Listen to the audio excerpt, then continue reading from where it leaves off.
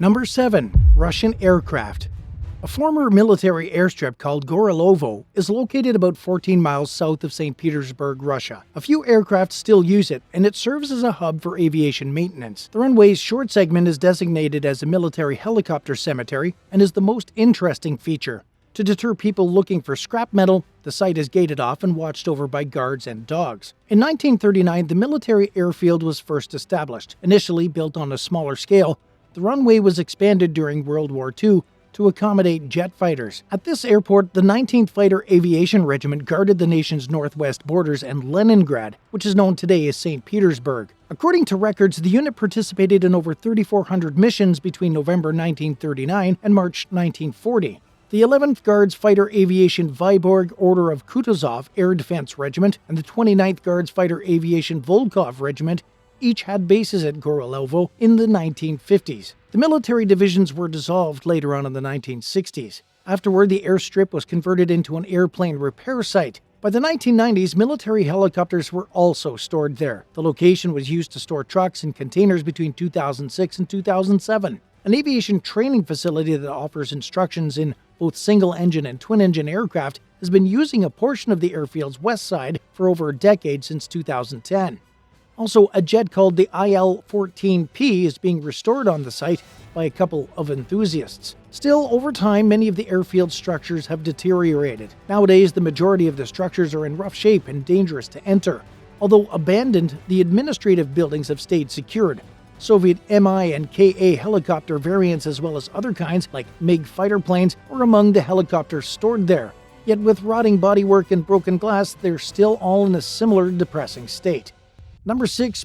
Pablo Escobars plane. In the Exuma region of the Bahamas, on a serene island, there sits a corrosive reminder of the paradise's brief but dark past. As far away as you can get from any major city, Norman's Cay is extremely remote. Those who visit can find a sunken military transport plane from World War II that was once used to deliver Pablo Escobar's cocaine to the United States. Carlos Leder established and ran this base, expanding the little airfield on the island to accommodate his fleet and using it to transport shipments to the American market. At its peak, airplanes constantly used the airport to refuel as they traveled back and forth from Colombia to Florida. The Cay was heavily monitored by deadly attack dogs and scores of guards, armed from head to toe, to fend off possible threats to Leder's successful company. On November 15, 1980, a Curtiss C-46 Commando barely missed the runway on what was supposed to be another normal cocaine supply trip. The airplanes that were originally used in World War II eventually came to rest in the weak sandbanks around the Cay. After coming down on a tiny sandbank, the smuggling plane was abandoned entirely, but not before its cargo was retrieved. Thankfully, no lives were lost. The U.S. government eventually forced Leder's illegal operation out of the region, but the submerged aircraft remained unaffected, eventually providing a haven for marine life. As of now, the obscure location is periodically visited by brave divers who want to see for themselves a reminder of the island's infamous past. Number 5. Fighter planes. An unidentified area in the United States was featured in a YouTube video from 2017, where footage of at least 3 abandoned fighter jets was shown. The video depicts vintage airplanes from the 1970s and 1980s that have been disassembled and discarded in a forest. To avoid foreign intelligence access, the planes, which seem to be 2 F-14 Tomcats, were disposed of under strict supervision. An F-4 Phantom II can also be found nearby. In contrast to the F-4s, which had 2 General Electric J79 turbojet engines, the F-14s were equipped with enormous General Electric F-110 afterburning turbofan engines. The majority of the cockpit controls, the seats, and the equipment have been removed altogether, along with the electronics, especially any radars. They were placed away from everything else, and the wings have been removed. The voices of the people in the YouTube video suggest that the planes are somewhere in the southern US. Even if they don't specifically say where they are, you can tell from the accents. As seen by the trees that have grown out of some of the airplanes, the aircraft seem to have been there for a while. But why are Navy F-14s there in the first place? After being withdrawn from Navy duty in 2006, F-14s were chopped up and thrown away by the Department of Defense instead of donated to other nations as surplus defense equipment. The F-14 was sold to Iran before the Iranian Revolution in 1979, but the new unfriendly government in Tehran refused spares. Iranian spies have spent decades trying to get parts for their planes, and Iranian Tomcats are still being used to this day. The F-4 is a classic F-4N Phantom II from the U.S. Marine Corps. A YouTube viewer commented that the F-4's Navy Bureau number is 152267, which is the number given to new Navy and Marine Corps aircraft. These particular planes acted as gate guards at the Dallas Naval Air Station in Texas. It raised questions about how it ended up in pieces abandoned in the middle of nowhere when it was once on display at a U.S. military base. How do you think the planes got there? Let us know in the comments down below, and be sure to subscribe to the channel. Number 4. Michelangelo Da Vinci. Villa Marzana is a neighborhood made up of only about 1,200 residents, and it's about an hour's drive from Venice. Gigi Stecca made headlines in 2000 by launching a restaurant here. His innovative but unsuccessful concept is still visible in a couple discarded aircraft today. He wanted to give ordinary people the chance to board an airplane. Stecca spent over 10 years working at retirement homes. While there, he learned that many of his residents had never been on a plane. They all loved watching them pass overhead while wishing they could board one someday. A Douglas DC-6 and a Tupolev Tu-134A, a control tower, and a helicopter were all part of the site where Stecca decided to build a restaurant. It was given the name Michelangelo Da Vinci when it was decorated with copies of well-known works by Michelangelo and Leonardo da Vinci. He served both pizza and beer. Stecca also created distinctive glasses used at the restaurant. The menu even included homemade desserts, bruschetta, salad, and nightly fish specials. Michelangelo Da Vinci was officially closed in 2014 after continuous legal disputes with local authorities over zoning problems. Since then, no one has used the airplanes. Sculptures, frescoes, and a pool could all be found in the courtyard below the wings, where visitors once gathered together. On Sundays, there was live music throughout the summer, and Saturday nights were for disco. Nowadays, there is less formality at the crumbling site. A weather-beaten aircraft perched over a green pool with overgrown flora surrounding it awaits anyone who chooses to visit. But visitors claim it's still worth the trip thanks to the spectacular views. Number 3.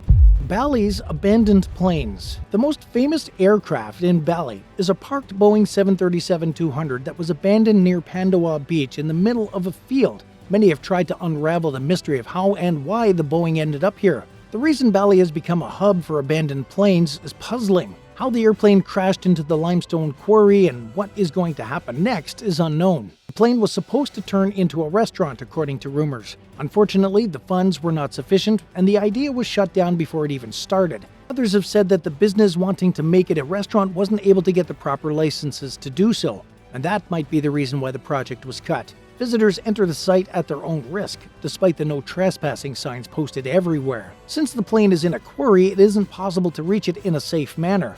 On the island, there are more abandoned aircraft other than the Boeing 737 off the Raya Nusa Dua Selatan Highway. On top of the rocks of Nyang Nyang Beach, another partial plane is perched. With an investment by Felix Denham in 2021, the plane was moved up to the peak of the cliffs. He expressed his hopes for the distinctive feature to become a local landmark and contribute to tourism in the region, according to reports. Another Boeing 737 is said to have crashed in South Kuta. Some locals will say that it was supposed to be turned into a home. Depending on who you ask, it was either going to be a movie theater or a museum. In any case, the aircraft is now a well-liked destination. Those who visit and get near the aircraft are required to pay an entrance fee. The last 2 airplanes abandoned in Bali are less well-known. One of them is the McDonnell Douglas DC-10, located near Kuta Beach and the Gate 88 Mall. The other one is a Boeing 737-200 that's in Bali's far western region. Many find it fascinating that despite Bali's tourism promotions of the island's scenic beauty, the excitement over abandoned sites continues to grow.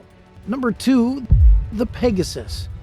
In certain cases, when an airplane crashes and can't be restored due to its position, it's left as a historical monument. In Antarctica, a Lockheed C-121 Constellation that had been abandoned after a crash landing in 1970 is one example of this. The Pegasus had its last flight on October 8, 1970. The aircraft, which was a member of the U.S. Navy's VX-6 squadron, took off from Christchurch Airport in New Zealand and flew for 10.5 hours before reaching the Antarctic. There were 80 people on board the plane, including 12 crew members and 68 passengers. The 12-person crew included the commander, 2 co-pilots, 2 navigators, 2 flight engineers, a radio operator, and 2 loadmasters. As it approached McMurdo Station, the Lockheed C-121 Constellation met a powerful storm head-on. There was no visibility due to the snow, ice, and high winds. The Pegasus couldn't fly back to its starting point or a suitable airfield outside of the continent since there wasn't enough fuel. The plane eventually collided with the ice, leaving the runway barely visible. As all 4 engines were put into complete reverse, the right main gear was hot. The plane turned 210 degrees clockwise after hitting the snowdrift, moving backwards along the runway. As a result, the main landing gear was bent. It was sheared off inside the gear well right below its pivot. Over 50 years have passed since it first crashed here. It's a remarkable and amazing feat that all 80 people survived the crash without any serious injuries, considering the severe weather circumstances. Passengers stayed inside the airplane due to the severe weather and winds and the bitter cold. Despite the crash landing, the aircraft's fire danger was considered low. Since it was in a hard-to-see location, recovery took some time. Visitors to McMurdo Station can still see the crash site today, where the plane is partially buried in ice and snow. Pegasus Field was given a new name for the accident and the ice runway in honor of the plane. The extra summer melt forced the field to close in 2014, though, so it's no longer used as a blue ice runway. And at number 1, LockheedJetstar. A 1962 Lockheed 1329 Jetstar owned by Elvis Presley has been auctioned off. On December 22, 1976, Elvis Presley paid $840,000 for it. But for the past 35 years, the plane has simply been abandoned on an airfield near Roswell, New Mexico. Elvis had 3 planes. The 8-seat Lockheed Jetstar was just one of them. But he only had it for a year before he died on August 16, 1977. The cabin of the airplane is still intact despite the fact that it has been inactive in the desert for some time. Its vivid red velvet chairs, gold-finished hardware, marble bathroom sink, and wood cabin paneling might still be appealing to an interested buyer. A microwave, tape player, and a portable television made by Kenmore will also be up for grabs along with the aircraft's cargo. The plane needs a trailer and was offered as is. It has no engines and most of the cockpit's equipment has been taken out entirely. The aircraft, which was released in the late 1950s and manufactured into the 1970s, was one of 204 built by the Lockheed Corporation. The Jetstar was the only aircraft of its type ever made by the firm, and it was initially a private project targeted towards the United States Air Force. Its design was intended for the business jet market, but was later scrapped as a prototype for the USAF. The aircraft can usually be identified by its 4 fixed engines on the back of the fuselage. Elvis once had 2 of these planes, the second of which, named Hound Dog 2, is currently stored at Graceland. Rich people and celebrities were big fans of the plane. It was originally owned by Frank Sinatra and U.S. President Richard Nixon. Thanks for watching. Let us know in the comments if you have ever seen or been in an abandoned aircraft. As always, don't forget to subscribe on your way out. Bye for now.